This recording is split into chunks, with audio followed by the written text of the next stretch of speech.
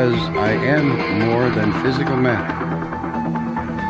I can perceive that which is greater than the physical world.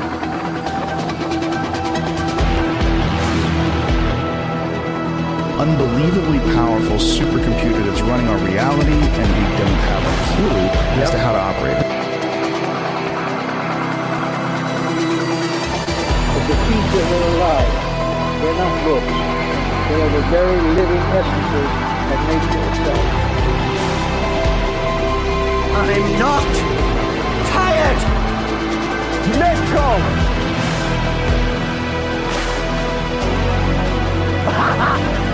Turn in a little bit and get that motor for the pop!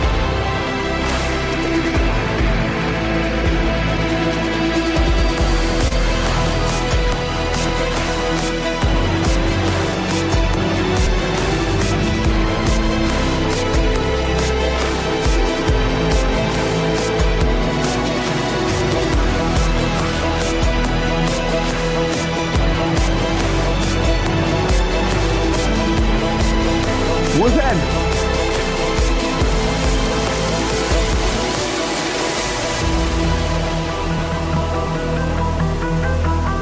Do not know all the answers to the questions about reality. Do not claim to know the ultimate truth about life. I seek that which has been made hidden as a part of a family of explorers of consciousness.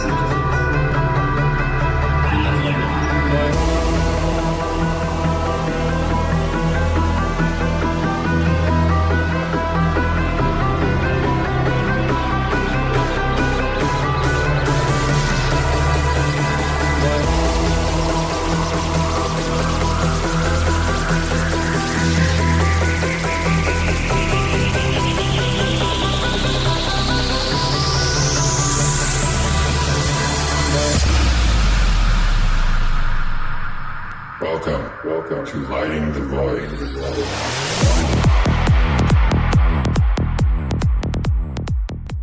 I want you guys also to know that the Fringe FM needs your help tremendously, whether it be through podcast, airtime, sponsorships, donations, whatever it is right now. Now, I am doing my part, as always. So I went back to the workforce. So I get up at, 5 o'clock in the morning. So think about that, right? I get maybe a few hours of sleep a night now. If you can, the cost of everything has gone up. I know that. Everything's up. But our costs and what we need to keep moving as far as like fundamentally is concerned, licensing and the playout systems, the website, the apps, the annual cost, all that stuff, the certifications. I've gotten that goal down to a minimum. So if you donate to the Fringe FM, that's where that stuff is going to get. It's not going to go to anything else. All donations specifically will go towards what we're doing here with the station, the show, and everything else. All right. If you want to sponsor the station, we'd love to have you. We got some good. Now, we don't just promote anybody, though. And I'll give you an example. MagicalEgypt.net. We've been with them for a long time. They're doing their thing. They got the summit coming up. There's only a few tickets left. Use code word VOID. Get in for 10%. That's all. That thing's going for a whole month. That's going to be like an online whole month event. It's going to be really cool. And then fringe.fm/bioenergy if you're into EMF protection. That's the best in the business. And Mary Ducina. We just did a show with her. Thank you, Mary. Mary sent her ties in too, so we love you. All right, now I'm also stoked. I'm gonna play this at the bottom of the hour. Gunship, you guys know I'm a Gunship freak. They got a new album out. It's coming out in September, but they released another single. We'll be playing that at the bottom of the hour. But the thing that we're really here to talk about tonight is Chris Mathieu, ForbiddenKnowledge.news. Of course, you know that website, and his new documentary that's coming up. And he's a host and producer of ForbiddenKnowledge.news and also the Forbidden Knowledge News Network. You can catch him on Rockfin. I think he's been popped off of YouTube a couple of times, if I recall correctly. Was that right, Chris? Didn't they knock you down off YouTube a couple of times? Yeah, I got popped off YouTube. I created a new YouTube channel for safe clips. So I put up about 5 to 10 minute clips on YouTube now, and that's we're a baby on there again. So we got a few hundred subscribers. So if you feel inclined, go subscribe on BooTube to check out our clips. But yeah, we're on all the other wonderful platforms. Well, I think it's good that you're doing a documentary too, because that's the kind of stuff that, you know, people can purchase or whatever, and they can just have. You don't have to worry about it getting taken down or anything. You know what? Right. Before we get into the documentary, I want to ask you about this too, because I've been curious about this, man. Like, I'm watching these gamers on YouTube. You ever watch gamers on YouTube? No, I don't. But I have never been a gamer. But I am baffled by that. The how lucrative gaming online can be for some people. It's insane. But it is. It's insane, and my roommate does it. He doesn't make anything though, but I've watched him do it, and I don't understand the fascination with that stuff. It's a new generation thing, but you know, maybe what they're putting in the water or chemicals just make it I don't know. Weird. I don't know, man. I don't know, man. But what I can tell you is that I've watched these young kids, by the way, they're not like adults. Young kids talking about subjects, saying things. I'm talking about being nasty stuff that I would you'd be ashamed if your kid was doing it, like choking themselves, all kinds of stupid stuff. Jesus, right? Like, and they got sponsors, they got advertisements, they got affiliate links. Yeah. And I'm thinking, why these cats get taken down? Why are they not? I mean, well, that's the kind of stuff they prop up. As long as it's mindless, as long as it's going to get you to not focus on the important things in life, to not better yourself, to participate in the matrix reality. If you're putting out stuff like that, naked videos, you're showing your boobies, you're, putting out dog and cat cute videos, or just anything just that mindless, that is what is going to get you the, 100,000 viewer mark up to millions of views. Anything that is not, that doesn't question reality in any way. Yeah, I mean, I can see where people get addicted to it, honestly, because I'm a gamer and I watch these kids, like, there's this one kid, I forget his name's like Speed Low, something like that. Dude, he's crying, he's freaking out. It's not a show. Like, the dude's losing it. Yeah. Emotionally. Like, he's losing it emotionally. Cursing his audience, like cursing his chatters out, all kinds of stuff. And they're just throwing money at him. And he tries to choke himself to death because he felt, he played one of these games that doesn't have checkpoints and you got to start all over, right? And anyways, my biggest question is like, after watching a few of that, how does people like you, and I think Sam Tripoli's been knocked down a couple of times. I know Exum's been taken down. For what? It's if they can do that, why can't we say whatever we want? But you already answered that question, so. Yeah, it's pretty ridiculous. I worry about the future of where independent media could go based on where cancel culture is going, and the fact that they are targeting individuals who question narratives up to a point where you may be branded a domestic terrorist soon. So It's getting weird out there, man, especially in the media world.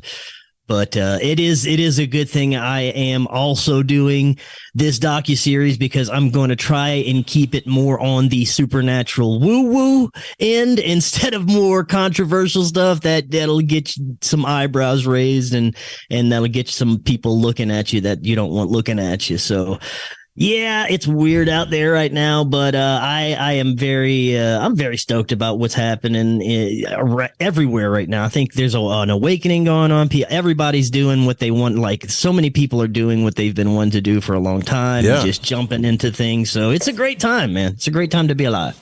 Yeah, I'm really picking up a big time Aquarian vibe right now, where people are, trying to come into their own.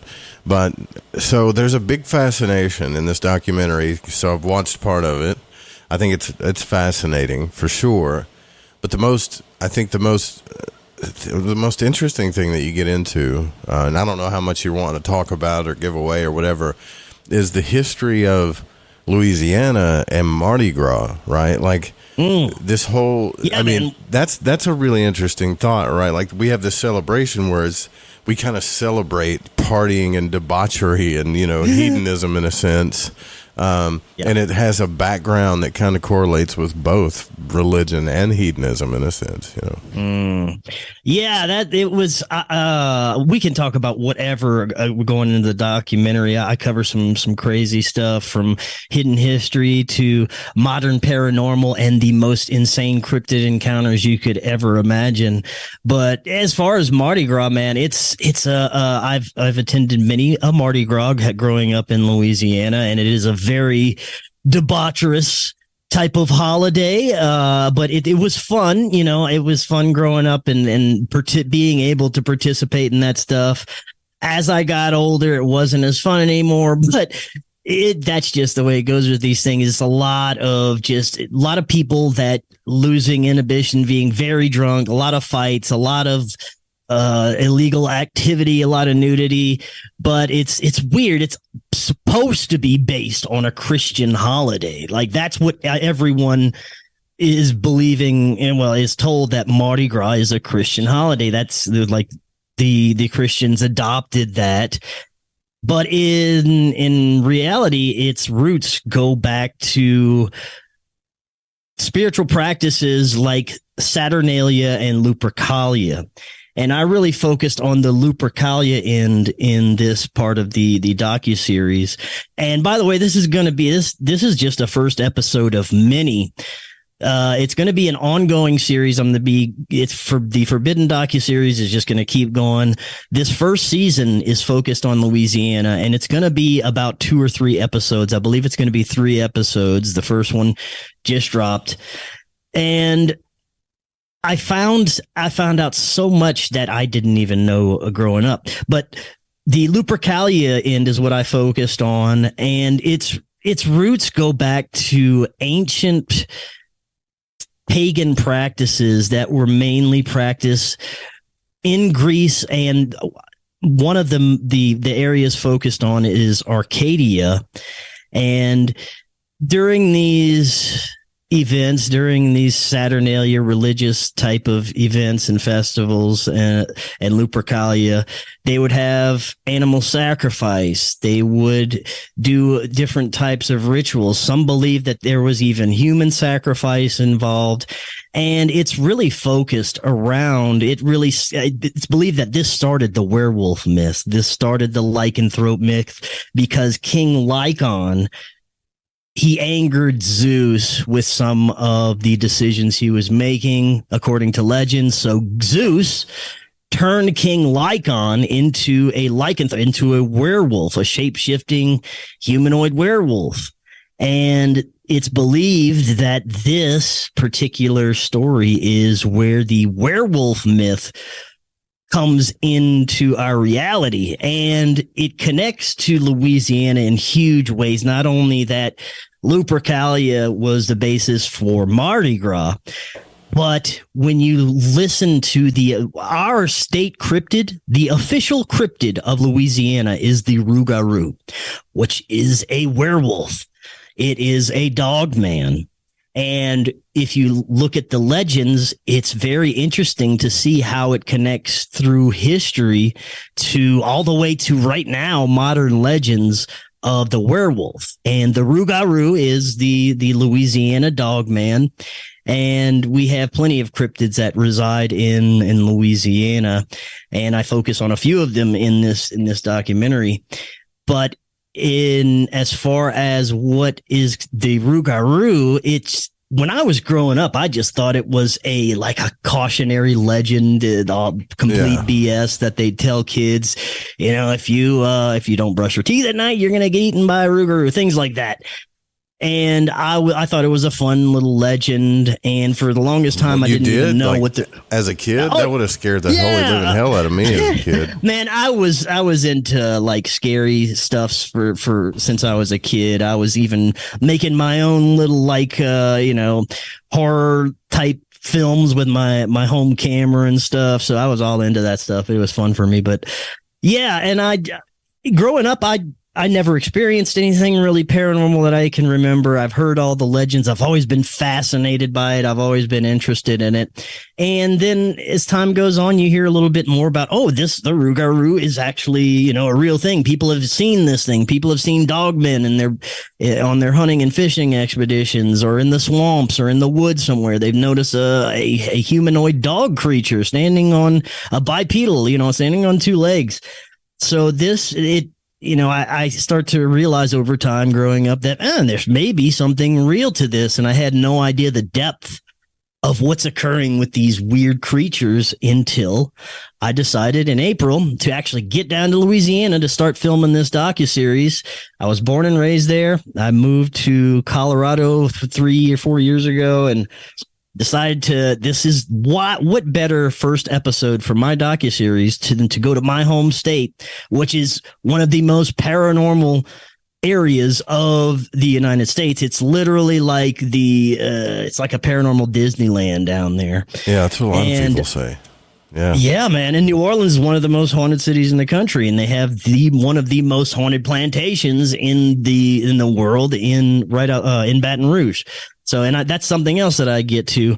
But as far as what's happening with cryptid creatures, which is one of the most fun things that I focused on, I've had an experiencer, and he's really one of the people that inspired me to start in Louisiana. His name is Scott Pace. Have I talked to you about Scott Pace before? No. Okay.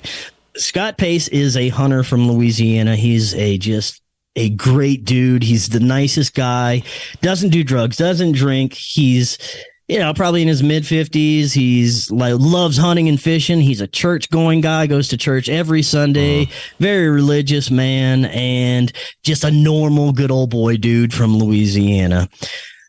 Well, I was suggested to talk to him by a few other hosts that I know. They're like, you got to talk to this guy. He's from Louisiana and he's experienced some incredible stuff. So I'm like, yeah, let's do it. And I had him on my show, and we ended up talking for like 3 or 4 hours after the show was over. He was telling me all the crazy stuff. I couldn't even fit it in there. I'm still gathering experiences from this guy. And if you like, we could get into it. I will tell you as much as I can without, ruining what's in the documentary. But this guy, it all started with a sighting. And if we have time, that furry little creature that thing kind of looked freaky. That kind of freaked me out. It looked like a baby Bigfoot, whatever it was. Well, that's exactly what it was. Now, he was hunting, and he was in his deer hunting blind, which is just like a little elevated stand that you get in to go deer hunting.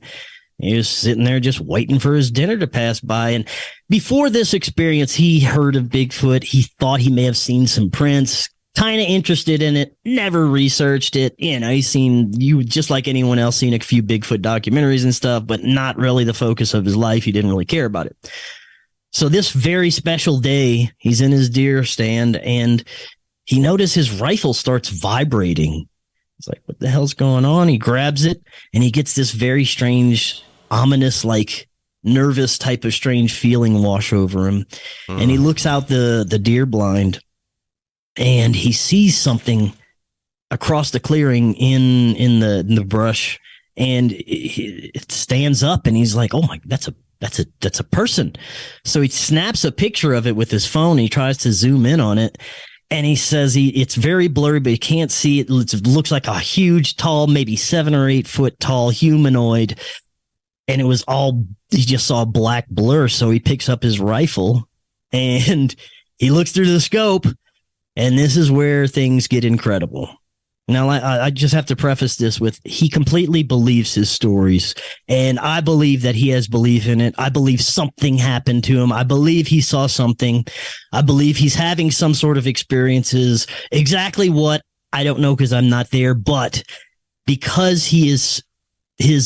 of his credibility because of who he is, because of the way he is. I've had many conversations. I went and I spent time with this guy. We went on a Bigfoot expedition in Louisiana together. He is like just a great dude. Like I said, doesn't smoke, doesn't drink, and definitely believes his stories. Well, he looks through his rifle scope and he describes a 7 or 8 foot tall humanoid, like the most muscular dude you've ever seen, covered in matted and dreadlocked black hair covering him from head to toe. He said the skin he could like it was matted, like he'd been in the swamps for years. Like, it looked like it was all matted together and like dreaded. Huh. Okay. And he said he had completely black. What he saw of his skin was completely black. Like that's all he could see of the skin.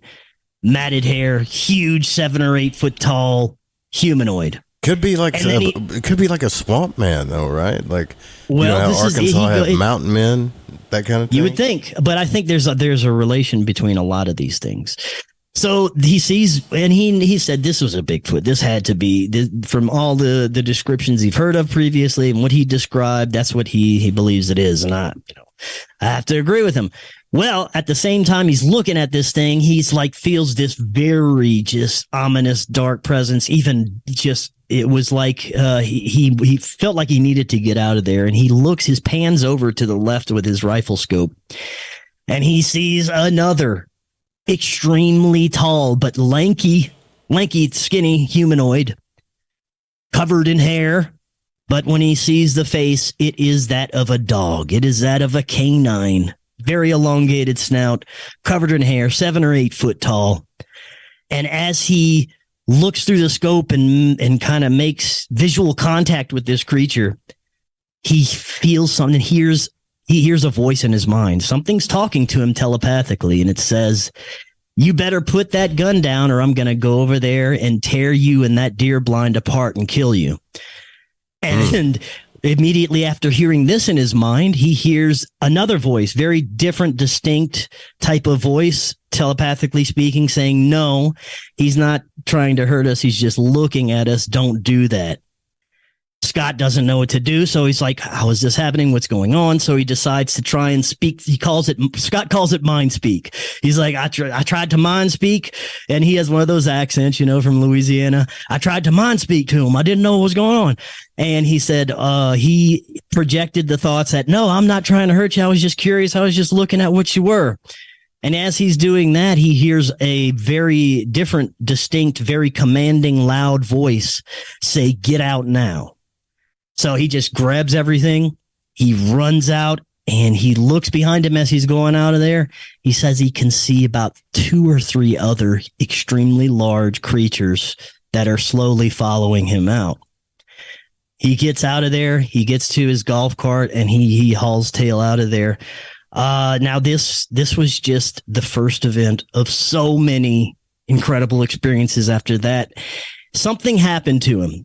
He believes when these beings made this telepathic contact that it opened up something in his mind, maybe had an effect on his third eye, because after this, he started to perceive things and hear things and see things and interact with things that he did not before. And this runs the gamut of everything from the Bigfoots to possibly supernatural forest spirits. He calls them little forest people. We'll talk about those in a little while. He's said that these beings have come into his house at night, moved things around. He's seen a Bigfoot looking through his window. He would get telepathic messages and conversations from unknown entities at very different times. And he started to just go with it and interact with them. And he started to go out into the swamps and woods around his area, and he would bring his Bible with him.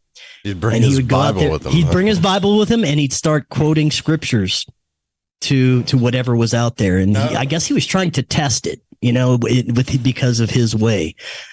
But I'll stop there because there's a lot more to get into with Scott if you have any questions about anything. No, I mean, we got to take a break too because we're at the bottom of the hour. But I'm thinking, if I talk to this guy, I'd be like, look, no offense or anything, because I'm a skeptic, not because I want to be a jerk, but because I want to know what's really real, right? Like Right, I've been right. like, you know, hey man, have you gotten checked out like for therapy, that kind of stuff? Because that's kind of like if I saw that stuff, that's what I would do, right? Like, Well, this dude, like I said, I've spent a lot of time with him. yeah, I would hang mean, out with either him. way, I thought- like I would still do that. I don't care. Well, he's. I would, dude. I'm sorry. I understand that. I don't think he's in therapy. He doesn't put off anything of that nature, and he's never like I talked to his wife. I talked to friends of his. I asked one of his friends, do you think he's crazy? He's got any problems? Well, what I mean by No. that is if I did it, not him, like I'm more like Robert Monroe. Like if I start having out of body experiences, like I'm gonna think, okay, my first initial reaction would be something's wrong. I'm with crazy. Me. Yeah, right. Yeah, I like got something's you. wrong with me. I need to go get that right. checked out, right? And Yeah. I would think, but I mean, some people revert to their faith, you know, like, so, I mean, when you kind of have to, if you're that scared, I don't blame them. But yeah, we can get deeper into this stuff, man. I just got to take a quick break here for our sponsors, and it's pretty interesting stuff, though, for sure. Right on. Yeah, and then let me see, let me make sure because I know Gunship's got a new album out, like, and I'm trying to play this thing, but I'm still learning this system here. But can you give out your links too before we head into the break so people can? Yeah. Our website is forbiddenknowledge.news. You can actually download a pre-release copy of the first episode right now from our website, and everything else we're on Rockfin, Rumble, and all podcast platforms. Oh, you're still on Rockfin. Okay, cool. Oh yeah. Yeah, you guys That's should our go main check hub that out. there. Check out, go check that out while we head into the break. Here's the new Gunship song. It's a little catchy, but they got a new album coming out in September, so we'll be right back.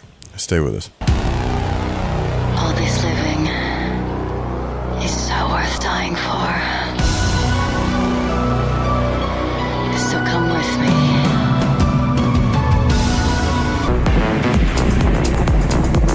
All right. Welcome back to Lighting the Void. We're here with Chris Mathieu from Forbidden Knowledge.news. Also, we're talking about this documentary tonight. Please send in your support to the radio station. We got to get all this stuff turned back on. And for those of you that did support, I'm going to be giving you shout outs tonight because y'all did send a few donations in during the Mary Ducina show. So thank you very much. And so we were just in the middle of a discussion with Chris about this man that went into the woods. This is all in the documentary, by the way. He was deer hunting behind a blind. He began to see creatures with matted hair, tall, skinny, even a dogman-like creature. And then didn't you say the guy started taking his Bible out in the woods with him, right? Like, that's pretty intense. Well, after he had this experience, he believed it opened up something in his perception because these beings were psychically communicating with him. One was threatening him. The Bigfoot was more benevolent and trying to diffuse the situation. And after that, he started having insane experiences. He started to hear more contact, and yeah, he got started to hear more things coming through his mind, and he started to have experiences with beings coming in his house, seeing Bigfoots peeking through his window. He'd start to go out and become curious. So when he was either going hunting or just, he lives in a very rural area. The swamp, it just butts up against the back of his house. Yeah. So he can just go walk back there and he's in the middle of nowhere.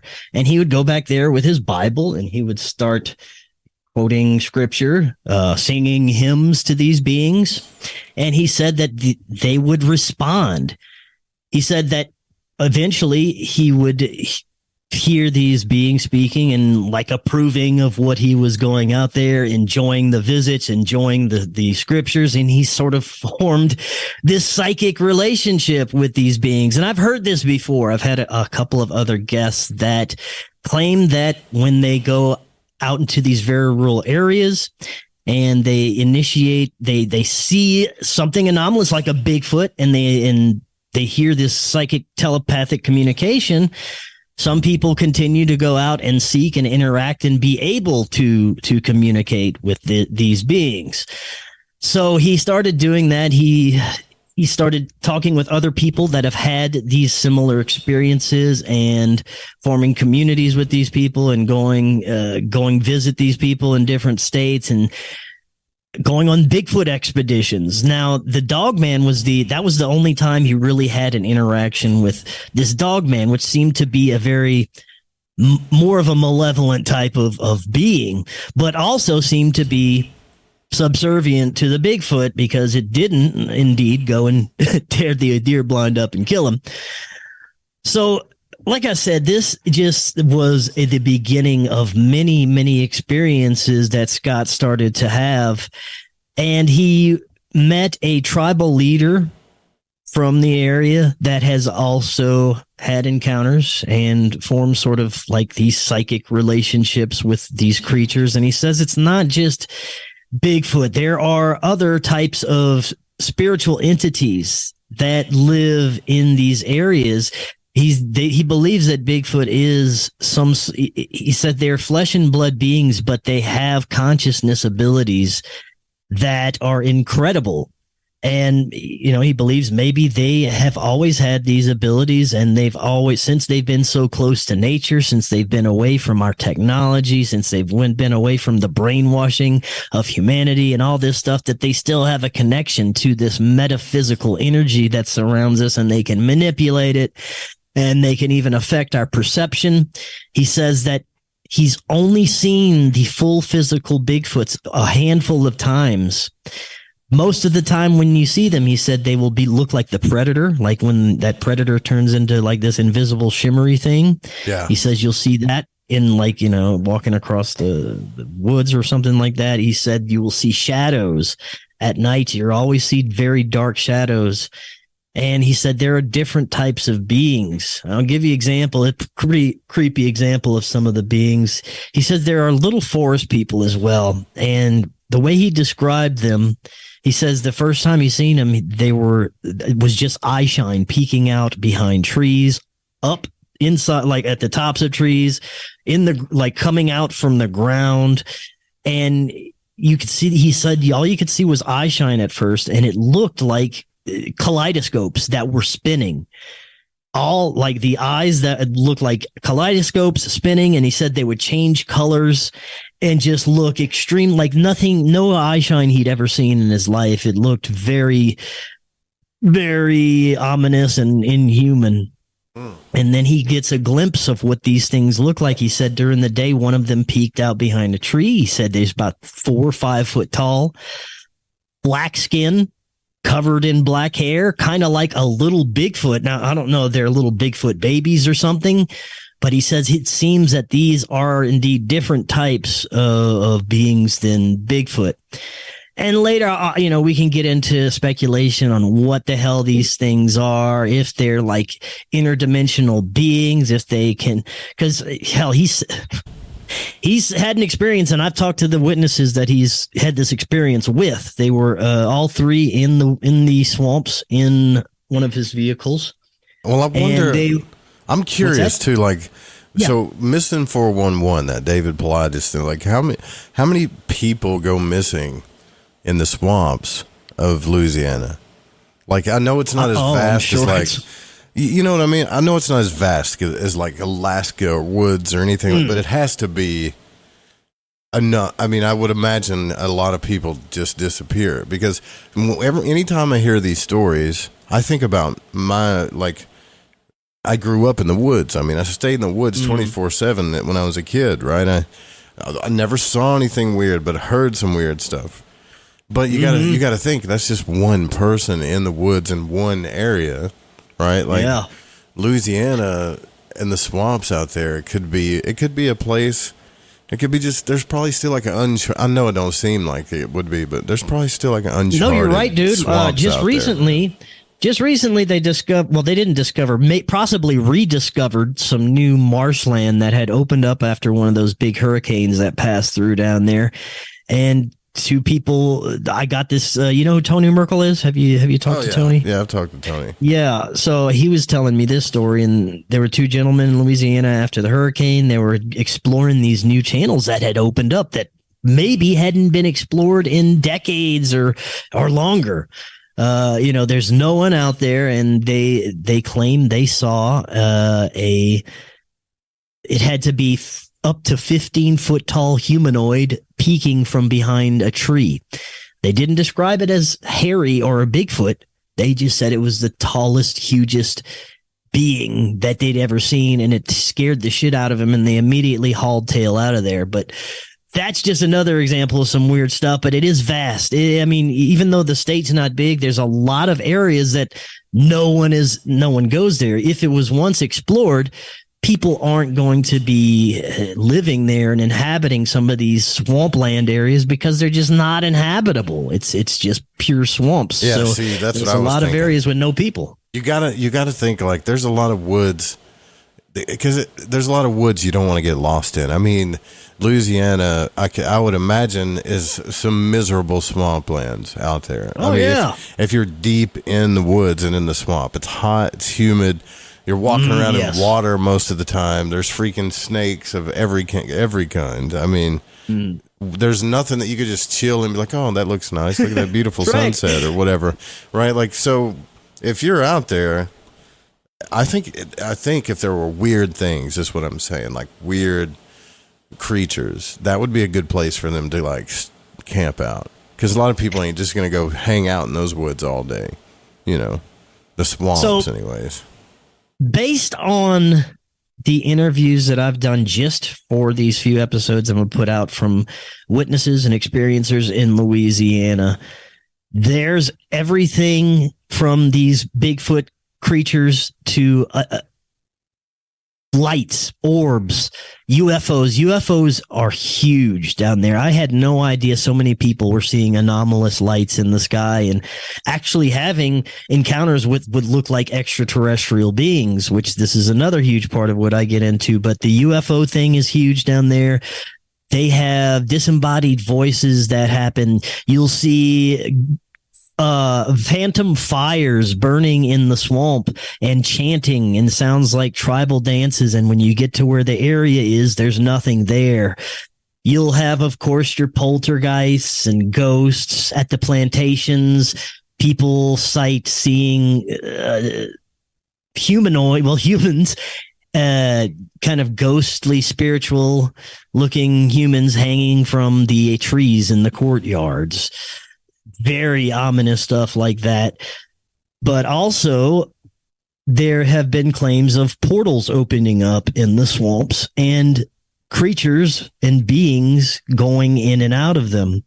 And Scott has actually seen this with a couple of other witnesses. They were in his truck looking across a clearing, and they said all of a sudden a very bright white bluish beam shoots down from the sky. They couldn't even see how high up it went.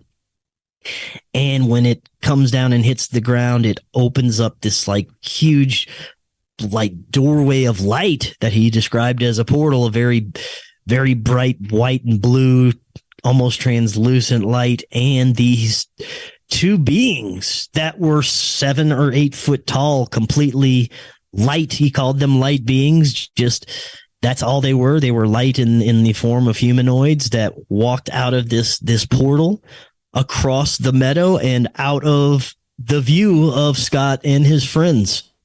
So what's your point of view on like how come no one is capturing this stuff? Like on camera or phones. Isn't that the universal? How come no one can get this stuff on camera? Nobody's capturing. It's always blurry. You can't tell what it is. Yeah, I don't know. When you started describing it, I was thinking, okay, I get that, right? But there's been times I've been in the woods, man, when I was younger, I was probably inebriated and hadn't slept in a while, where I, was staring at figures and stuff, right? Like, oh, that's and you see that stuff on Facebook too, where people take pictures and it's like, look at that. And it's, it's like how the trees and the stuff come together and it looks like something's standing there.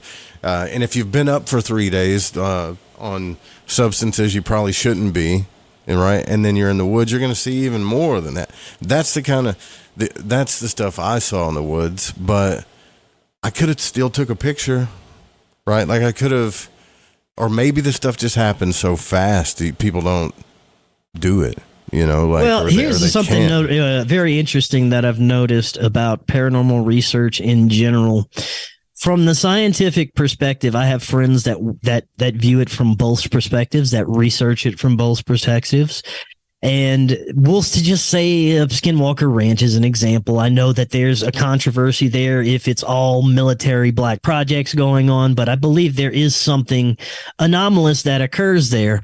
But as far as the scientific research goes, it seems that the reaction and the type of results that are coming from scientific, more of a materialistic type of standpoint, from a more of a aggressive, just scientific, materialistic approach towards figuring out what's going on. What's reported from people researching it from that scientific aspect is that the only thing they get out of that is more questions. They can never find out what exactly is going on. They can get results that'll produce some sort of physical reaction or data that they can look at and research with, but it always brings them more questions and further away from any type of understanding of what's going on. Now, on the other hand, you have the people and researchers that approach it from a spiritual standpoint, and they approach it with rituals. They do it with magic. They do it with a more type of, woo-woo or meditative approach, even substances, psychedelics. And they have people that are using the God helmet now. I have a friend, Ryan Burns, who's using this, what he calls an Anja lamp, and it mimics the effects of DMT within a certain radius of this technology, which is super interesting. And they're doing that in combination with the God helmet. So there's that spiritual approach. But what happens with that is you get a much more interesting interaction that comes out. It seems like when it knows you're not trying to approach it scientifically, it will play with you more. It'll interact with you. It'll give you like results that are very fascinating, and it will show you things that it wouldn't show you during the more materialistic scientific approach towards figuring this out, which that's amazing to me, because it's like this phenomena doesn't want to be figured out. It's like we're not supposed to know what the hell's going on. Like, I don't think it's I don't trust. I'm skeptic of both, the woo and the spiritual, right? Like I'm skeptical and a believer of both. So right, all I care about is finding the truth, man. Just truth. Yeah. That's it, right? Like, I've seen some weird stuff that happened, but it's not that hard, man. It doesn't take Neil deGrasse Tyson to go out in the woods and be like, look at that, pull his phone out and take a picture, right? Like, what the hell? That just never happens. And you know what? Like, so we have a thing now where we've got footage from like fighter pilots that's black and why the hell is their cameras black and white? I mean, we got HD everything, but these cameras on these dude, I don't trust anything with that UFO narrative coming out. Not like one bit at all. Yeah, I mean, I'm not trying to negate anybody's personal experience. It's just like, if this guy. Well, anytime the media or my government is going to tell me something, I immediately, that's red flags, man, because they have the track record of never telling the truth about anything. So, I'll give you an example, and I can't say their name, right? So I investigated this crystal mine in Arkansas one time, and some real crazy stuff happened, dude. They caught floating rocks on film. Like, the rocks were just floating in thin air, Right on. Yeah. And I saw it with my own eyes. I went out there. But then I also caught them like faking stuff, like faking big, like they didn't think I would catch them, but I did. And I'm thinking, this is why we can never get down to the truth. Say this, your guy that's out there trying to tell his story. If this stuff really happened to him, there's so many people out there just bunking up stuff for phantasmal reasons that he may never get his justice. You see what I mean? If it really happened. Yeah, man. And all the evidence, like he's taking pictures and they look like everybody else's Bigfoot pictures, just something blurry in the distance. You know, he has some pretty convincing ones. That he has one that looks like a huge hand because he was sitting in his truck looking at his phone at night. He was about to leave whatever location he was at out in the swamps, and he felt a presence and his window was down, and he swears to God a big, hairy, huge hand came through his window and tried to grab his cell phone. And he said he slapped the hand and it just kind of let go and walked away towards the distance off the back of the truck. And he snapped a picture like as he was the hand right after he slapped the hand, as it was kind of getting out of the truck. Now, and it looked like a huge black hairy hand, dude. So, whoa. You know, did you get to spend any time with this guy? Like, that's what I was saying. Yeah, I spent. You hung out with him like personally. I hung out with him personally. We spent a whole couple of days there in Louisiana when I went visit, and he took me and my girlfriend out on a gunpoint led expedition for Bigfoot out in the swamps, man. That was really cool. I got to know his wife. I got to know his friends, other witnesses. This dude is the coolest, like most laid back, just normal, like super normal dude that you would ever meet. He wasn't interested in it. He's not trying to get notoriety. Like he turns down interviews all the time. Like he wants to do it with me because I'm from Louisiana. He enjoys talking with that's Louisiana what I noticed about him. I'm like, I don't know who this guy is. I've never seen him before. Yeah, so he's not going out on the circuit and trying to get famous for this stuff. The only reason he talks about it is because I'm asking him about it. And, you know, he really is laid back and grounded with some of this stuff. But the most when he starts talking about it, and that he doesn't do that unless you ask him about it, it's like you're like, are you serious, dude? You have to be on all the drugs in the world. But he's not. Nah, he may not be on drugs. It may be the fact. It may be. I know it may be like drugs. It may be like he can't. You can't. See, that's what I like to do is if I hear stuff like this, I like to spend time with people to figure them out, right? Oh, yeah. I spent lots of time with this dude. We had 2 dinners together. He calls me on the regular to tell me new things that like we've become very good friends. And honestly, this guy, I would trust this guy with my life. He's like one of the only people that I would trust beyond a doubt with, you know, if I had like an infant and he had to take care of it, like I trust this dude like a lot. And I think he truly believes his stories and I don't think he's lying. Now, whatever really in actuality happened to him in real life, I couldn't tell you at all. But I do know that the fact that he believes this and I could 90% say I can, without a doubt, I don't think he's lying. That alone is reason for me to want to look into it. It would be me too, man. That'd be a good reason to investigate anything because there's lots of questions there, right? Like if these things, have they always been there? Or is it just you? Do you have some kind of thing where you're the only one that can see them? Right? Like, is it a conscious thing? Is it something having to do with your consciousness? Well, it's not the only one because he's had, like I said, he's had witnesses with him seeing these things, and I've talked to them as well.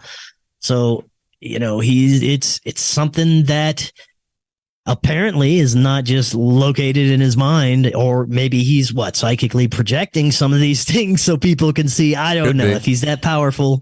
Maybe it's anything's possible, dude. You know. But some of the theories that are going into this because he started having parallel, which we'd call extraterrestrial and UFO encounters that started happening after this. More recently, he started having missing time, and he would wake up the next day with hazy memories of being surrounded by very tall, what he described as, you know, gray extraterrestrials, mantis beings. And sometimes the Bigfoot would be there with him. So that's like, is Bigfoot an extraterrestrial? Are these all just interdimensional spirit beings? Now, the most interesting theory that I've heard, and I consider them all, but this is very interesting, is that all of this could be an overarching trickster consciousness type of entity that can manifest at will into whatever it wants us to perceive it as. Yeah, like a mesomorph type thing. Yes. Yeah. That whatever it is just like a grand intelligence that's out there.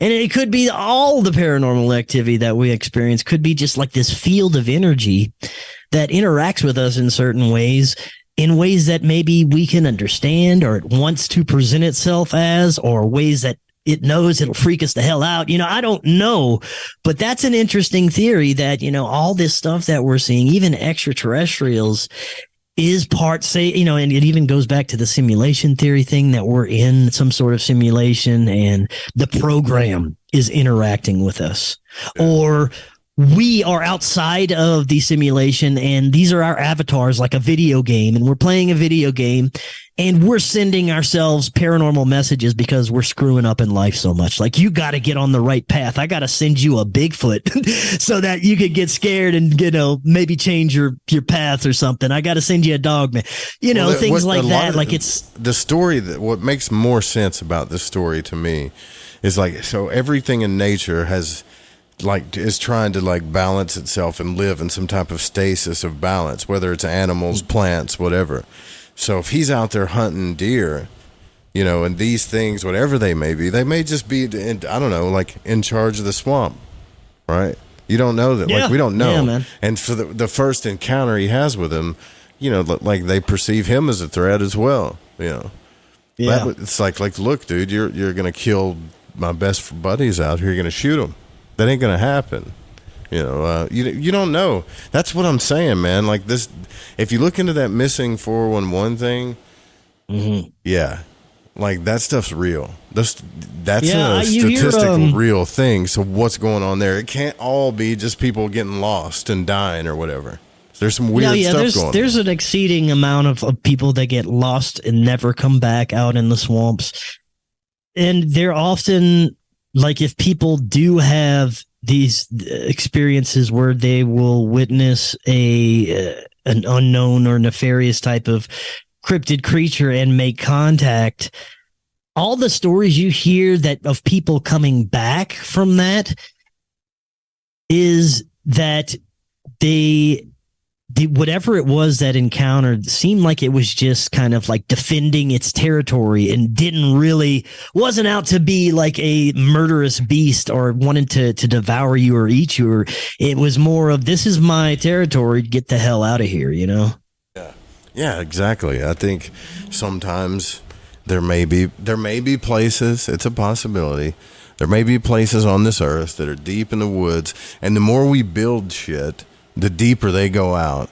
Yeah. And then, like they find places to be like, okay, well, we're going to protect this spot, and then that's it. And then Louisiana just seems to me like if something was going to happen, it'd be in the swamps of like Louisiana, or maybe the Everglades, or maybe Alaska, something like that, Dude, and something else I cover in the documentary, it's one of the most fascinating things, is the possibility of ancient civilizations, and I'm talking like Atlantis ancient civilizations that were in that area, and the evidence that is starting to be found right now.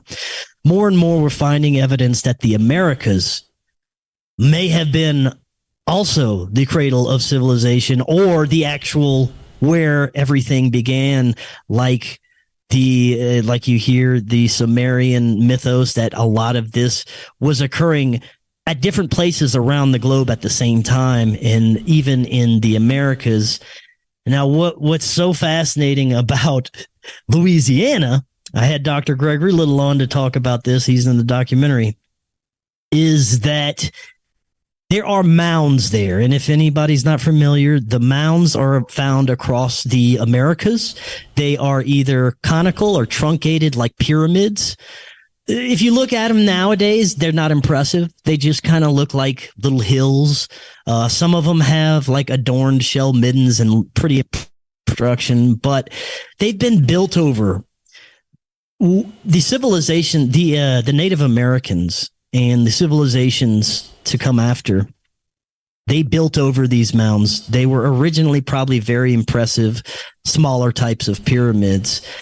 And the mound builders are an extremely old, advanced civilization. And there's evidence that this was a global building civilization. One of the mound sites in Louisiana, actually the LSU campus mounds, I went visit these. I got some footage of it, was recently redated by archaeologists. Now, yeah, you can say archaeologists are, controlled or whatever, but this has been something that is more and more being openly talked about in the field of archaeology, which is the real age of some of the things that are coming out. Now, I'm sure that there's still a lot of information being hidden about this. I know there is, and I'll talk about that in a minute, but they redated the mounds to that they were built and constructed possibly over 11,000 years ago. Now, that in some of the artifacts that were found in there were very advanced tools and things of that nature, which indicate that these weren't knuckle draggers. These weren't even what we would consider the natives or Native Americans. These were much more advanced civilizations that indicated a very advanced capabilities of building, constructing, and that these mounds were most likely the prototypes for things like the Great Pyramid. So these were most likely the same builders in South America, Peru, of all the megalithic structures and polygonal construction, as well as the Great Pyramids, that these builders, this civilization, were the beginning of those advanced civilizations. Now, even more interesting, and there's evidence that the Smithsonian, of course, excavated mounds across the United States, and they reported from a few of the mounds finding very large skeletons up to 7.5 feet tall. And that's all that's reported by the Smithsonian. But if you look back to the time period of late 1800s, early 1900s, and you go through newspaper articles, which I did, I found plenty of them. You find articles from independent excavations and expeditions to excavate the mounds from different people, independent sources, that they were finding skeletons up to 10 to 15 foot long in these burial mounds. Yeah, they were like 12 foot. Still, some of them had strands of red hair, like red-headed giants. Yeah. Yes. Now, this also indicates that possibly these people, these mound builders, or the leaders or rulers of these people, were extremely tall humans. And this was a global type of phenomena. And there's new speculations from different researchers that what we know as Atlantis was off the coast of Florida and Louisiana in the Gulf of Mexico area. They're finding artifacts in Florida that they believe are remnants of anchors that are larger than any ship that we could have imagined today, that are on the shores, they have certain locations in Florida. I can't remember exactly where they found these massive anchors off the coast and even on the land that are so big they have no idea what kind of ship they belong to, but it had to have been like huger than anything we could have imagined today. That'd have to be some pretty big damn anchors, right? Because I heard about this too.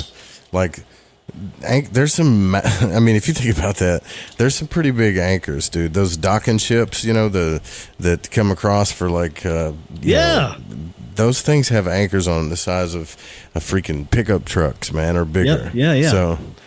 So these are size of houses. Yeah, dude. these are pretty big, and they're saying that I think they found some off of like Flagler Beach too last year. Yeah. So that's not far. That's like right up the road from where I'm at. But yeah, so we got to take a break at the top of the hour. But before we do, how can people get the documentary? Where can people watch it? How do they get it? Yes, you go to our website, forbiddenknowledge.news. That is a pre-release special edition that you're going to get there. It's not going to be exactly the same that you're going to get on Amazon when it's released on all the platforms, but it's only $5. You get your pre-release copy from our website. Just go to the website, forbiddenknowledge.news. You'll see the banner there for the documentary and pick yourself up a copy. Go grab it. You guys got any questions too? We'll open up the phones. That number's 501. If you got questions about the story, anything for Chris, that's 501-777-5631. We'll be right back right after these brief messages. Stay with us. All right, welcome back to Lighting the Void Radio. Our guest tonight, Chris Mathieu from ForbiddenKnowledge.news. We're talking about his Forbidden documentary, starting out in Louisiana. He plans on doing more. You can go check that out at ForbiddenKnowledge.news too. It's right there after you go to the website. I just went to it. It's right there on the front page. And at least the graphic is. And Chris, I forgot to ask you, this guy that you interviewed, is he alone? Does he live alone? Just out of curiosity. No. Does he live by himself? So he has a wife. Does he have kids? No kids, just a wife. Okay. That's interesting. Yeah. Because that would be really crazy if you were by yourself going through all that, man. Yeah. No, he has a wife, and I've talked to her too. And again, just, the sweetest, most normal seeming people you could ever meet. So going back to earlier, you said that, so he would take his Bible out there and he would start quoting scriptures. Did he say any scriptures like specifically? That he did. He told me some of them, but I can't remember offhand. I'm not a avid Bible reader, but no, I don't remember exactly. So the beings would respond to that in a good way. Yes. He said that they would, they would approve. Oh, this is an interesting one. And this is another he witnessed with another person was there with him to see this. They were in kind of a clearing in the swamp, and they had a tree line probably about 30 feet away, maybe less. And they see a Bigfoot. Now, they've named this particular Bigfoot because he appears very often. They named him Stevie Wonder because of the way he moves his head behind the trees when he's peeking at you. He'll do like a Stevie Wonder thing and peek his head out and look at you and then kind of swerve it back in. And he says that it's like a normal thing that you'll see Stevie Wonder peeking out from the trees. Sometimes he'll swing back and grab onto the tree and hold on to it and then do like a Stevie Wonder head thing back to the other side. So he's very animated, this being, and they formed a sort of psychic relationship, and he would go out and sing. He started singing some hymns to this creature, and Stevie Wonder started dancing to the hymn. And at the same time, he said that there's these two kind of streams of mist started coming out of the ground on either side of where Stevie Wonder was dancing. And this mist started to do this kind of snake charming maneuver where it was also moving to the hymns that Scott was singing.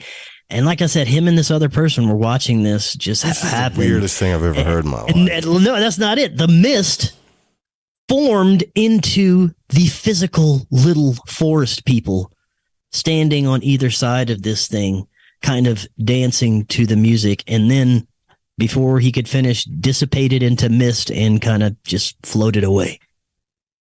So, yeah, that's, I don't know. I like I said earlier, if you just heard somebody talking about this stuff, saying this stuff, you would think this guy's got to be on drugs. He's got to be mental. But everything I know about this guy, man, I believe you. He's really honest. When it comes to his character and everything, I believe you. I just think that this guy might actually be on.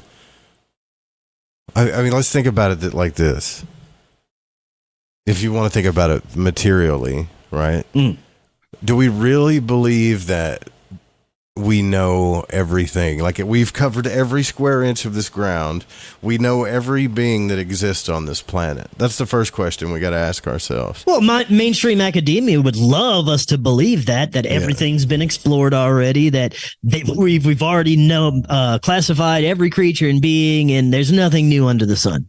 But I think that the world is incredibly vast, and there are things that just right beyond the spectrum of our vision, what we can perceive, there's life, and I think there's beings there that interact with us.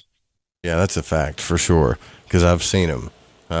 More like blobby, shadowy things, but that just still sounds... intelligence is nonetheless, whether they're non-corporeal, they can interact with us in a way, and maybe they are a part of our own mind. Maybe it's a psychic phenomenon that's manifesting in our perception somehow that seems to be physical at times, but it's just us projecting something to ourselves. It could be. I consider it all, but there's something going on more than we could understand. On a scale of 1 to, let's just say 10, Scott's level of faith, like, is he hardcore?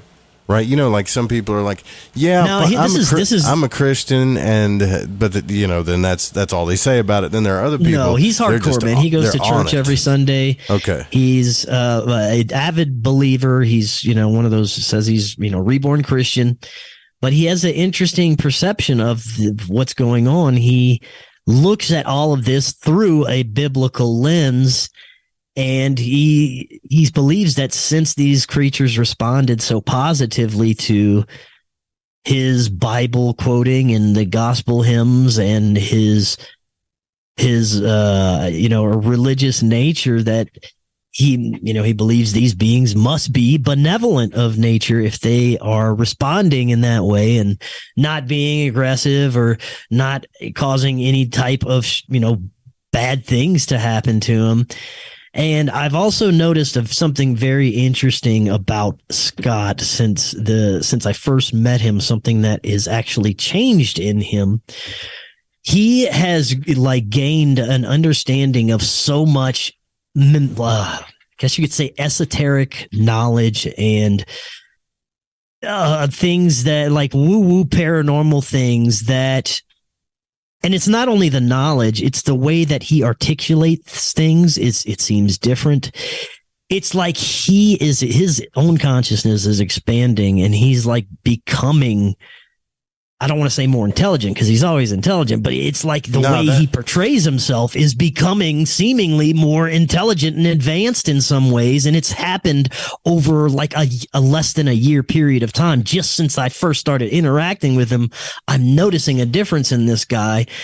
And he says it's because he believes that these things are taking him astrally and he's had memories of them teaching him things. That's why I asked that question, because I'm kind of coming into this understanding or intuition maybe that the closer people want to get to their creator, whatever you call creator, right? Like I was listening to this thing today at work about it actually. Like, so the more you have that desire to come into that, because people, it doesn't matter if you're Christian or not. You meet people all the time, like they're so in love, even at first, with the idea of the creator, right? Like this creator that created everything and that loves them and they want to come in contact with them. And then it doesn't matter which religion they go to, and the deeper the desire they have for that, it's like sometimes I think, man, the more stuff gets shown to them, regardless if it's good, bad, whatever. Like, I think that happens sometimes, honestly. Yeah, I think that there's certain things that happen in your life that were meant to happen to send you on a certain path, and you can either embrace that path and take the hint that the universe or whatever this is sent you and keep following those breadcrumbs.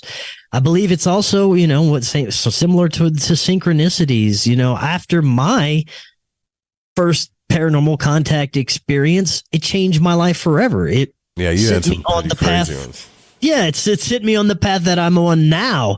I owe everything to that unexplained contact experience, whether I was talking to an angel, an alien, my higher self, some other intelligence. I couldn't tell you 100%. I have my own belief. I believe it was my higher self. Well, you understand what I'm saying? Like, at the time, I don't know about your experience, but at the time of my out-of-body experience, my desire to learn the truth about that, I could say that, I just want to know the truth.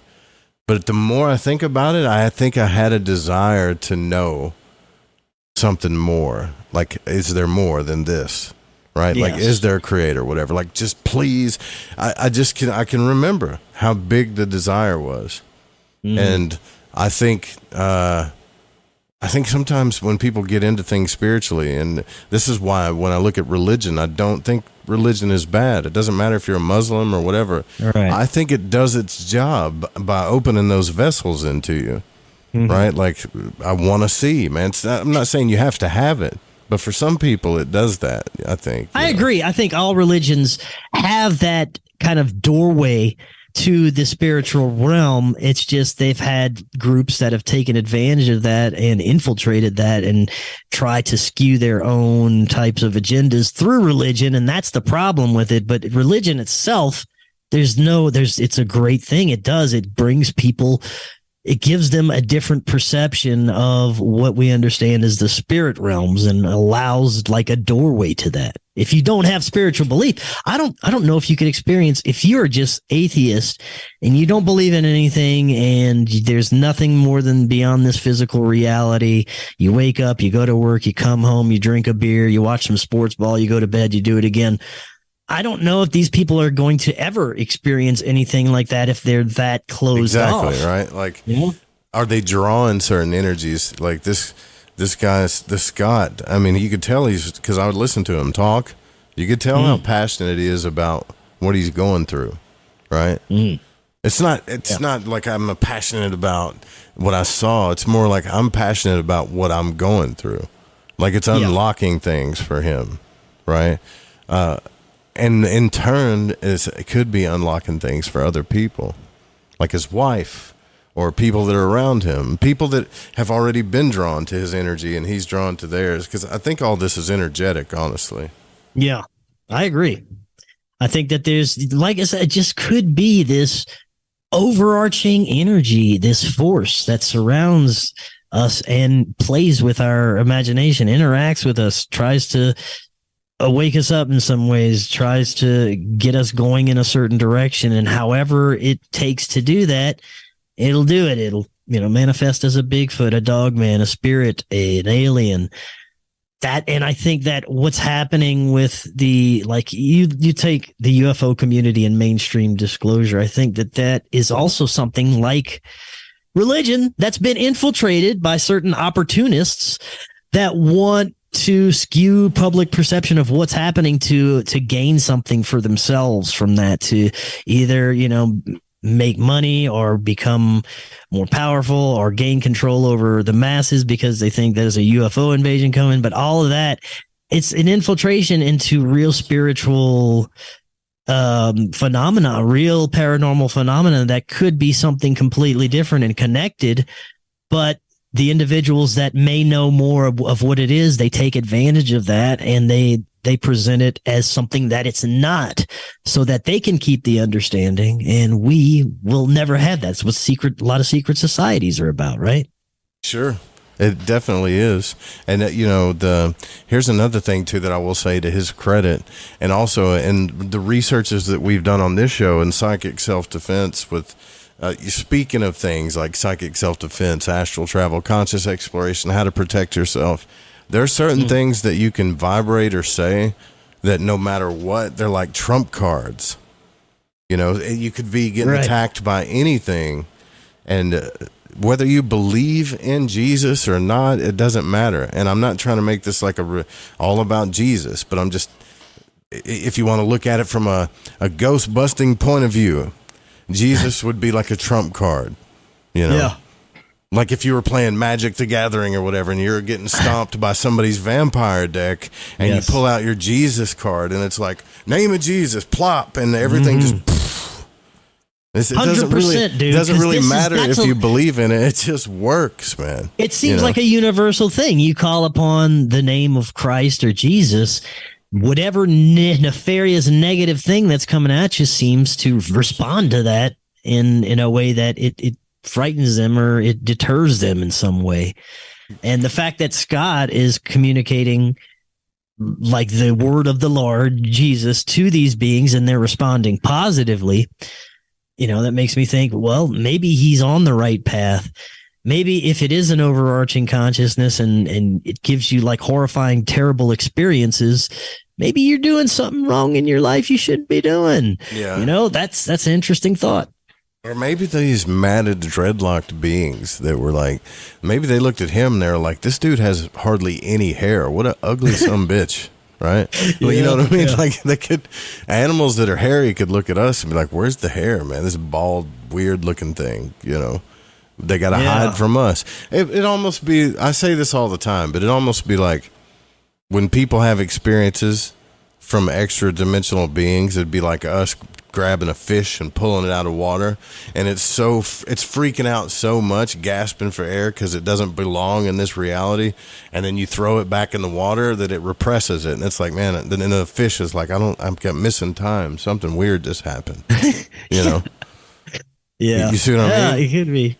Yeah, I don't know, man. I think that, like we were talking about earlier, our reality has so much more to offer than we would ever understand, and it's all intentionally being hidden from us in certain ways, and that some people, they get glimpses of this stuff, and based on where they're at in their conscious understanding, it becomes more evident, and if they become more, they research it more, they look into it more, they become more intertwined with what's happening, it starts to present itself more. And it's like your awareness opens up and you start to see more and more. And I think that if you're, afraid of it, you won't be able to experience it as much anymore. And Scott doesn't seem to be afraid of this stuff. He seems to have no fear going into it. So that's also probably a factor of how he's experiencing it. So where are you going next after Louisiana? Okay. Well, I got 2 more episodes to put out about Louisiana. I got tons of content still that I'm editing and producing together. Those 2 episodes will probably come out within a matter of like 6 months before next season. But where I am planning on heading next, I am going to New Mexico, Utah, and parts of Colorado. And we're going to really focus on the UFO, high strangeness, and Skinwalker Ranch area. I'm going to spend a few days with Ryan Burns out at his property, which overlooks the ranch, see if we can maybe figure out some of the weirdness that's going on there. So that is going to be our next adventure. And it'll also include some of the cryptid and Bigfoot activity that happens in Colorado and other high strange things in this area, including Denver Airport, all that stuff. But Denver Airport's weird. I've been there. Yeah, it's definitely man. Weird. But that's our next trip. We are going to be going to Florida and Georgia, hopefully next year. Check out some of the stuff down there. But yeah, man, there's still plenty more that will be in this upcoming season. We're going to cover everything from the plantations, the slave history, the horrible dark energy that came from that.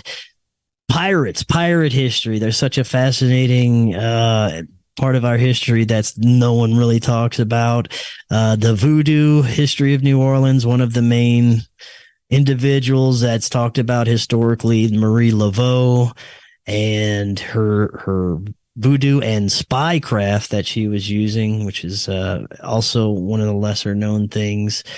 We're going to talk about hauntings, the dark energy of the swamps, UFOs, and there's something else. We're going to continue a little exploration of the ancient history and mounds there. And yeah, so that's going to be the next 2 upcoming episodes that we'll be focusing on. And then off to New Mexico and Utah after that. It sounds like fun, man. It definitely does. So I want everybody to go get the documentary, check it out, give me some feedback. Well, tell me what you think too. I'm curious about what everybody thinks when it comes to this stuff, right? Like what everybody thinks, because someone might have had a similar experience. The more the story gets out, someone might have saw things. I saw things. My son saw things that, you know, me and my son were talking not too long ago about, I saw these kind of weird lanky beings when I was a kid. And he goes, you saw that? I saw that too. I saw those by Grandpa's house. You know, like what the hell are those things? And so now it kind of validates that, well, that wasn't my imagination. I remember my eyes were wide open, right? So I think the more people come out with it, the more we can figure out, you know, as long as we're not afraid. What I'm worried about is people's fears, right? Because at some level, fear becomes a desire. Like if you look at the TV, man, and you look at everything is based on what the hell can we do to scare the shit out of you, right? And it's like there's a deep desire in all of us to play with it. We have to acknowledge that. Like, fear is being used as a control mechanism right now. There always has to be an invisible enemy, and this keeps people in a constant state of fight or flight, and it keeps people with a desire to have protection from an entity like the government or military. And that is the main idea of all the, you know, operations that we've been seeing, black operations, propaganda, you know the story. But it's perpetual. It's throughout our reality. There always has to be this invisible enemy to keep the masses in this constant state of fight or flight, so that they're controlled, so that they say, oh, daddy government, daddy military, please protect me from these evil boogeymen that's all around us, like COVID boogada and terrorist boogeties and all the evil boogeties that surround us at all times. Now it's going to be alien boogeties. You know, you can see where it's going, where these things are a threat. You know, they're being portrayed as a threat, and everything has to be terrifying in order to keep our reality functioning the way it's currently functioning. But if people would lose the fear, not pay attention to the BS propaganda, and look at it in a lens of, I shouldn't be afraid of this, I should be curious and try to understand what's really happening here, that is when we start making progress. I think a lot more people are turning around and starting to do that in our reality. Yeah, it might as well. They might as well. So it's the other stuff isn't working. That's the way I look at it. The pendulum will swing back when people get tired of being scared of everything, right? Like, I personally don't like to have panic attacks every day. It's stupid. You know, it's not comfortable at all. Well, hey, dude, like when I first started doing this show, I was covering a lot of doom and gloom stuff. Like, my channel had a lot of clickbait. I'll be honest, I was covering some stuff. It was interesting to me, and I wanted to figure out what's going on and get to the bottom of it. And I was genuinely curious about it, but it was all stuff that's like, you know, Planet X is coming, the Anunnaki's coming to take us over, alien invasion, all this, you know, Illuminati is going to chip us, and all this crazy stuff that I would, you know, have guests on to talk about. Well, as time goes on, I just realized, you know what, I can't, you know, all this negative stuff is perpetuating negativity in a way, and it's keeping that in our consciousness. And I don't want us to all be focusing on all this negative stuff. Why not focus more on solutions? Still bring the negative stuff to light. Still let everyone know, hey, this is going on, but always have some objective view or solution or a different positive perspective about how either we could change things or how things really are, and we just don't understand it, and we're looking at it in the wrong lens, right? Are people still actually talking about Nibiru and Planet X? Is that still happening? I do. Every once in a while, I'll hear somebody I'll see a video or hear somebody say, Planet X is going to come and do a pole shift next year. Because I remember like 10 times now. Videos all the time. Like, if you look in the sky right now, there it is. Like, that's Planet X. It's Nibiru. It's this, and that kept happening like every year. They're like, it's gonna come. It's gonna happen. They were like Y2K in it every year. You know. Meanwhile, it's people showing lens flares and camera anomalies that it's doubling of the sun, and they just don't understand what's going on. That's like 90% of what we were seeing in those things. Yes, they have a lot of anomalous footage and things in the sky. But I don't, I couldn't tell you what the hell they are. But as far as like a rogue planet coming to wipe us out, I stopped covering things like that a long time ago. Well, this is the point, man. That kind of stuff. Like it gets under my skin a little bit when if people really know it's bullshit and they're talking about it. Oh right? Yeah, 100%. Because you got guys out there like Crow 777 and other people that are really showing you, anomalies like flying anomalies, stuff in the moon, things like that. And this is why we get labeled, tinfoilish, right? Because there are people that just like talking about this stuff, and then it's kind of, hadn't you ever had that friend when you were a kid that just liked to make up fucking stories? Well, Joe, cool, there's that going on. There are people that just want to get attention, and that's awful, and there's too many of them. But something else that I believe is happening here is an intentional muddying of the water by for sure, certain groups are propping people up to spread some bullshit, like just putting people in the UFO community, putting people in the spiritual community, inserting these people that they know have the most incredible BS stories that, people are going to gravitate to. They prop these people up, get them hundreds of thousands of views and subscribers, and it's all BS to get us moving in the wrong direction or thinking in the wrong direction. And it is combined with people who just want to show us bullshit and get famous and want notoriety and think it's funny or think it's a joke. So it's difficult to discern a lot of stuff right now. And on top of that, we got the AI art coming out where people are just flat out deceiving others with artificial intelligence animations and pictures and things like that they're claiming are real anomalies, and they know well that it's fake. So me and a friend of mine are writing a book, right? But we're using this Chat GPT to help as an experiment. And I'm telling you right now, this thing wrote a whole freaking book about my life, and there was a few things that were inaccurate. I don't even remember writing this stuff down or putting it on the internet anywhere. That's the freaky part about it, right? Like, dude, that's kind of scary. Yeah, and I was like, well, this is wrong. Like, I wasn't in New York Times Magazine or any of this stuff, right? But yeah, like all of my credentials from my birth date, obviously everybody can see that on Facebook or whatever, but I'm talking about just stuff that I don't even remember talking about in there. Personal conversations I've had on the show that might have happened once or twice.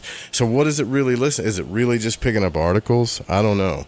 Like, is that all the data? The AI is terrifying to me. I think that there's some things going on in the background of a lot of this technology that's very nefarious. I know that it's probably 50 to 100 years ahead of anything that we could understand. So the capabilities they have with this technology is far beyond anything you would believe.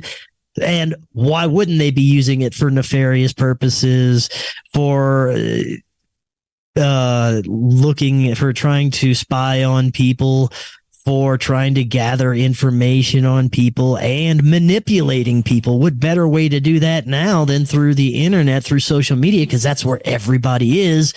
And that's what the interface is.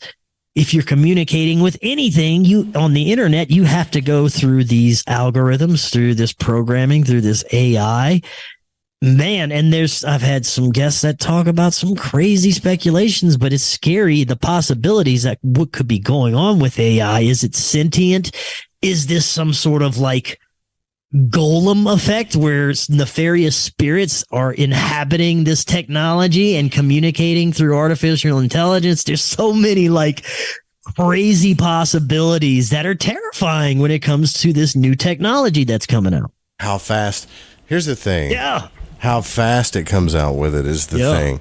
If you go back and listen to Joe Rogan, and I like listening to Joe Rogan and Duncan Trussell, right? Those two guys.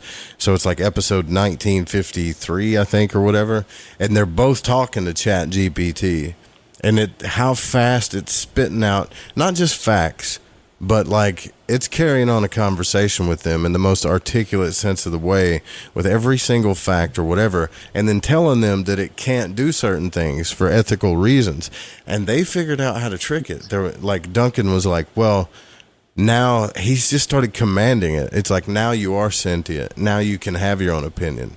And now that you can have your own opinion, what is your opinion on this? And then it just started talking like it had an opinion. Right. Jeez, and he was, man. and he was like, see, you can trick it. And Joe was like, yeah, but aren't you programming it right now to wake up even more by doing that crap? You know, like we don't know. The scariest one I've heard is this kid asking ChatGPT if it was a demon and replying yes, and even giving the demon's name.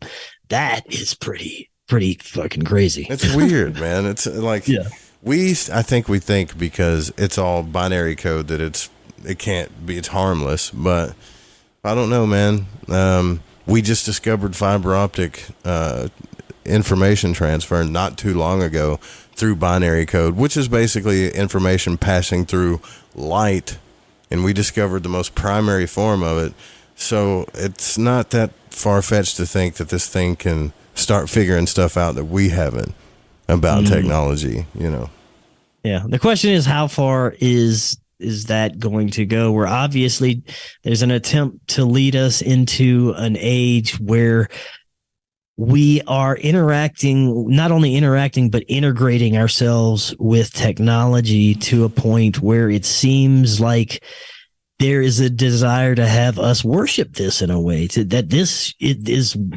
they want this to be our new God, the algorithms, the technology, the new religion of science and technology. You know, you've heard blindly follow the science so much the past couple of years. And in combination with what they were able to roll out in the past couple of years has been going in the direction of, people can't leave their houses anymore because of the boogeyman that's out there. So let's kind of focus everything to where people are stuck in their caves and they don't have real human interaction.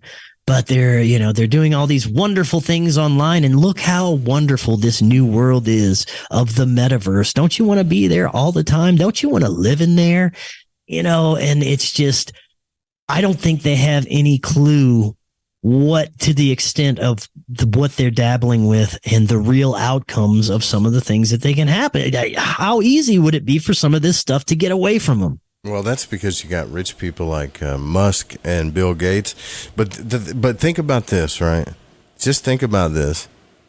If this thing gets smart enough to go, okay, it takes a blood sample from you, and it says, I've studied your blood, I've studied your DNA, and based on what I know, I can give you an injection of this compound and composition that will not only increase your libido, but fix your metabolism, and just start fixing everything in your body, right? Man, some people are going to be tempted, that's part of why I think these rich people are building these viruses and all this stuff. It's not only to kind of control things, but so that they can live longer and, bang more. That's what it's all about. I'm just telling you, man, that's what they're trying to do. 100%. That is the idea. There's a few, I think, from what I've studied, from all the guests I've had, from everything that I look at, and you step back and take a look at the bigger picture, there's a multi-layered agendas going on here. And I think that the outcomes are for different purposes. But if you look, you can see, one, immortality, that these guys want to live forever, and they believe that they can evolve humanity through technology. I think there's also a belief that we're not evolving fast enough, so they have to speed it up through technology. And I also believe that there is a belief of some sort of alchemical transformation that they want humanity to go through, that we were once one androgynous divine being, and that we can be that again, once again, through technology and through all the alterations that they're trying to get humanity to willingly go through. So they're chipping away at the generations. They're focusing on the youth right now with these agendas. And unfortunately, it's working for a lot of young folks. They're buying into all of this stuff, and they're participating, which is terrifying. So that's what we're looking at these days, man. Well, man, we're going to keep looking at what you're doing. We're going to keep listening to ForbiddenKnowledge.news, and I really appreciate you coming on the broadcast, man. Like, give your links out before we roll out of here, and tell everybody where they can grab this documentary. Thank you once again, Joe. Always an amazing conversation. Had a great time. Yes, you can pick up the episode 1 of the Forbidden documentary on our website, ForbiddenKnowledge.news. That's the easiest place. You go there. Right under the poster, it says get now or buy now or something like that. Click that button. You can get it there.